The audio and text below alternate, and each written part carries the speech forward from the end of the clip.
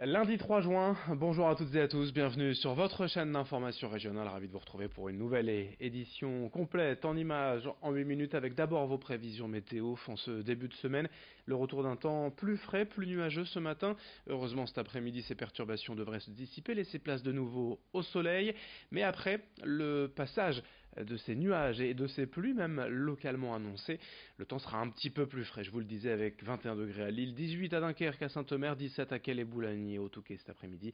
La météo complète après ce journal. D'abord, en ce début de mois, il est temps de faire un point sur les changements habituels en France, des hausses de prix, de nouvelles règles, les nouveautés du mois de juin détaillées en plateau avec Rémi Desremeaux. Avec juin arrive l'été, les jours se rallongent, tout comme les factures.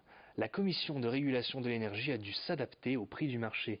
Depuis samedi, le tarif réglementé d'électricité a augmenté de presque 6%. Cela concerne 25 millions de foyers français.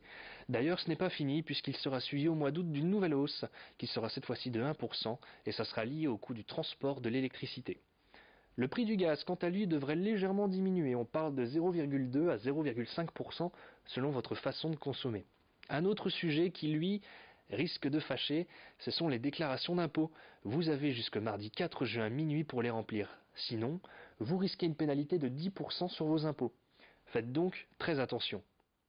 Plus tard, le lundi 17 juin, ce seront les épreuves du bac qui commencent, et les admissions en Parcoursup seront donc suspendues durant les épreuves écrites.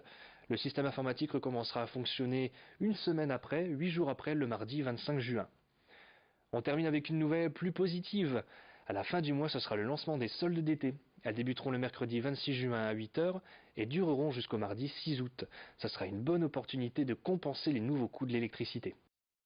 Merci Rémi. Après ce beau week-end ensoleillé et chaud dans la région, l'air sera donc un peu plus frais, je vous le disais, et heureusement, surtout de bonne qualité. Lundi, Satmo est annoncé à 4 sur 10. Aujourd'hui dans les Hauts-de-France, c'est bien, mais c'est de plus en plus rare depuis plusieurs années. En effet, les pics de pollution aux particules fines sont fréquents et les conséquences évidemment inquiétantes. La pollution serait aujourd'hui la troisième cause de décès en France après le tabac et l'alcool. 48 000 décès par an dans le pays. C'est 10 fois plus que les accidents de la route.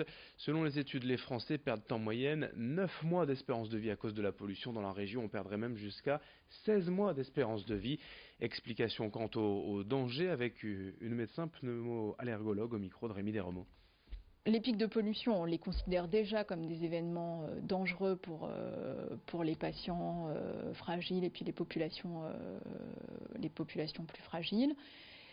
Il est évident que ces pics de pollution qui étaient peut-être moins fréquents, on a l'impression qu'ils s'intensifient, qu'ils sont de plus en plus fréquents, qu'ils sont de plus en plus longs également en durée. Et donc ces pics répétés peuvent effectivement devenir même des facteurs de risque de développer des maladies, au-delà du fait qu'ils sont des facteurs d'aggravation aiguë de maladies préexistantes.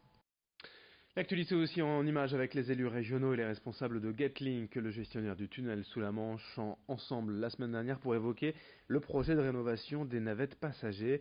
150 millions d'euros vont être investis pour rallonger leur durée de vie de 25 ans et réduire le coût de la maintenance. Détection incendie, éclairage, wifi, climatisation. La rénovation prévoit d'améliorer le confort et la sécurité à bord.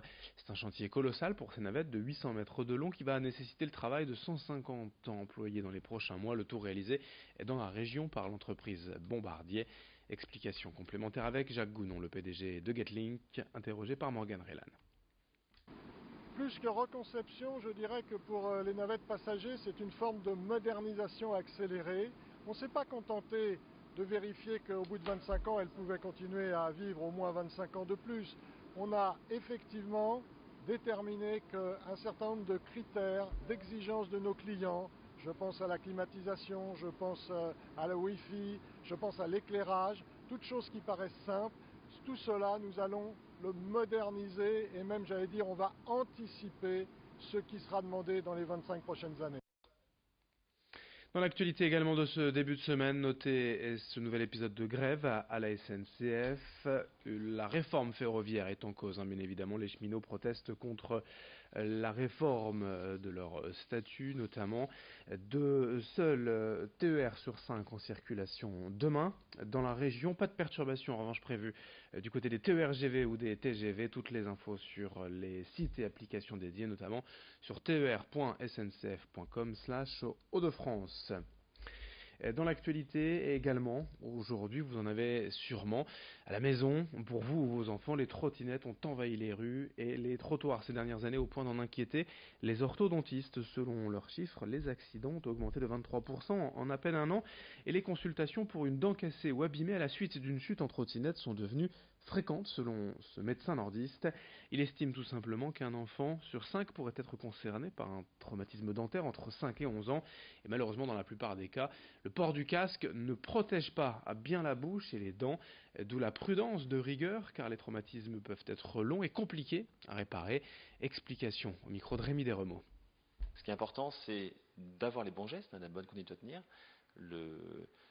Ce qui est important, c'est d'agir relativement vite. Une dent qui a été expulsée, il faut la conditionner de façon à pouvoir la replacer assez rapidement dans l'alvéole, éventuellement. Il faut consulter le dentiste ou un service d'urgence assez rapidement, voire très rapidement.